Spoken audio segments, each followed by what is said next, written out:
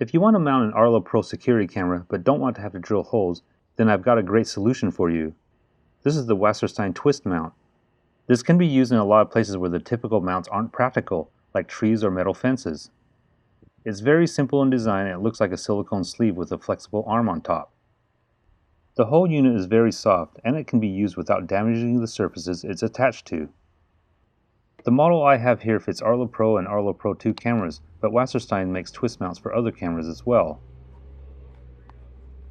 Inserting an Arlo camera is a little awkward, but it's not really too difficult. It's just that it's really flexible and it will take a little bit of finesse to get it slipped in completely. But once the twist mount is on, it fits like a skin. There's a cutout in the bottom for the speaker, and the back is open so that the USB port can still be accessed. On the front, there's been controversy whether the hood interferes with night vision, and I'll address that in a bit. The flexible arm is long enough to wrap around things like branches, railings, fences, and more. It works great as a tree mount for Arlo cameras where you don't want to drill into. And trees are often a great place to hide a security camera.